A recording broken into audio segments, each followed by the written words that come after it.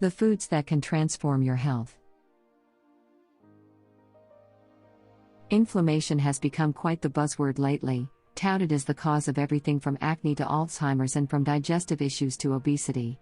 And while new research continues to support that theory, it's important to remember that inflammation can actually be a good thing. When the body detects injury or illness, the immune system jumps into high gear, sending T cells, white blood cells, and lymphatic fluid to the scene. Water and blood also flood in to remove toxins and flush the area. This onslaught of antibodies causes increased circulation, swelling, even pain, all of which actually help the body defend itself against illness and infection. Inflammation happens externally, in response to bumps, bruises, scrapes, and scratches, and it happens internally, to fight infections and disease. This type of inflammation, also known as acute inflammation, is a quick immune response that ends as soon as the injury has healed. So what does it have to do with food? Research suggests that eating the wrong kinds of foods also causes inflammation, not the acute variety, but the chronic kind, and that, by definition, doesn't go away.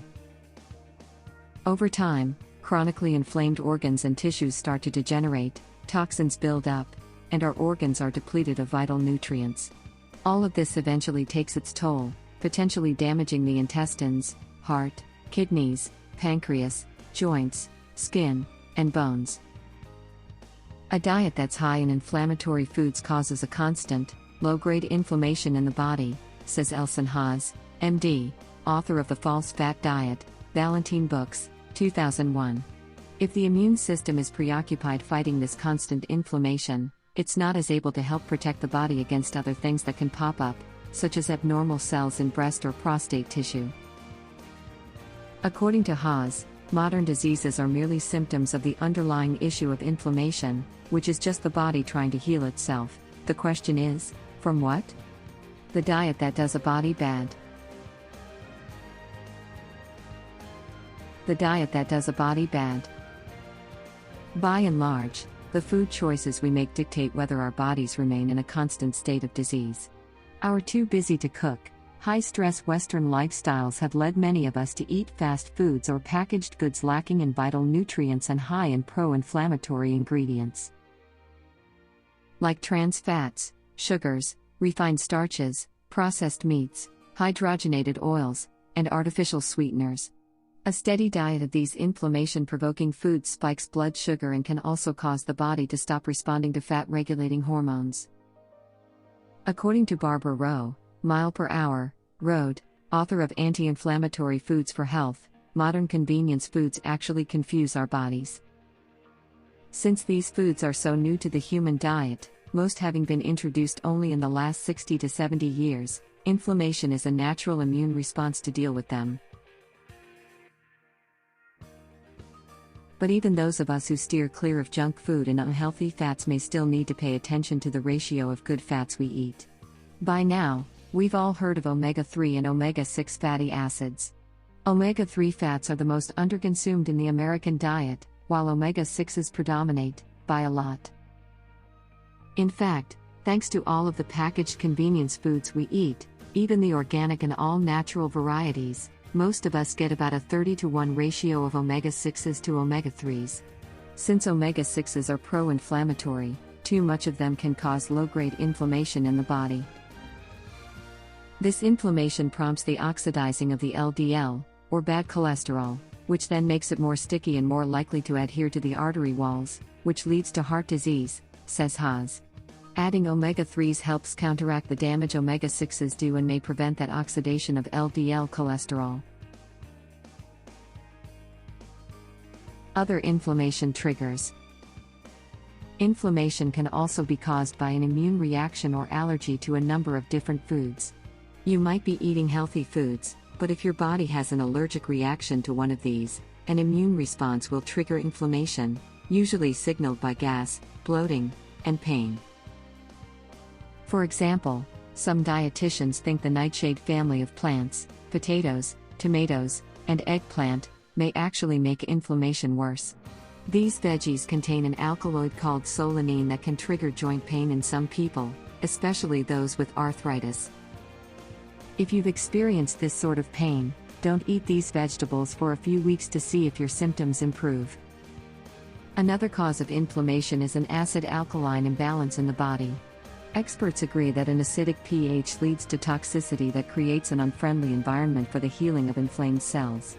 To alkalize the body, stay away from refined foods, coffee, black tea, alcohol, sugar, and fruit juice. Moderate your intake of meats, dairy, grains, and fruits, and increase your consumption of all kinds of vegetables, spices, and beans. Foods to calm inflammation. Fortunately, we all have access to the perfect antidote for inflammation: anti-inflammatory foods. These foods not only reduce chronic inflammation in the body, they also provide the essential building blocks for reaching and maintaining a healthy weight and having more energy. Try adding one or more of the following foods to your diet. Hot peppers. The capsaicin found in cayenne, serrano, jalapeno, and all hot chilies serves as a natural alternative to anti-inflammatory drugs. Capsaicin works to inhibit the COX-2 enzyme, a known cause of inflammation in arthritis and other inflammatory diseases in the body. Apples and onions. These contain quercetin, a natural histamine inhibitor that helps the body fight environmental allergies, a cause of inflammation. Keep in mind that quercetin is found in the skin of apples, so buy organic and eat them whole. Pineapple. This sweet tropical fruit contains an anti-inflammatory compound called bromelain, which contains enzymes that have been proven to suppress inflammation and pain in the body by minimizing swelling.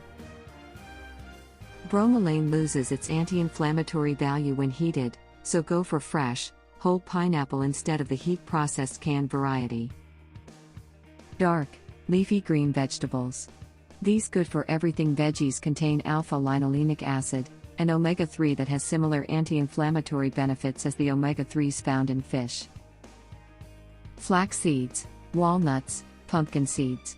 Like dark, leafy greens, these nuts and seeds also contain all-important omega-3s. Choose raw nuts, not toasted, because roasting temperatures destroy omega-3s. For a toasted nut taste, soak nuts in water overnight and use a dehydrator to give them a crunchy bite. Oily, cold-water fish. Salmon, mackerel, and sardines are all packed with omega-3s, which reduce the production of pro-inflammatory hormones in the body. Remember to choose wild Pacific or Alaskan salmon, or organically and sustainably farm-raised varieties, which have been shown to have the lowest mercury levels.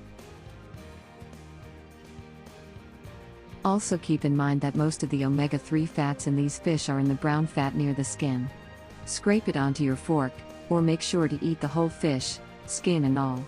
Gentle poaching and quick searing are good cooking methods for keeping omega-3s intact. Olives and olive oil. The oleic acid in olives and olive oil contain omega-9 fatty acids, which help omega-3s do their anti-inflammatory job. Skip over light olive oil, and go for strong, green, and unrefined varieties. And keep in mind that raw olive oil has the most anti-inflammatory properties. Heating can lessen its nutritional benefits. Thanks for watching. Please support us with like the video. If you like videos about natural health care, please subscribe to our channel. Have a great time. See you soon.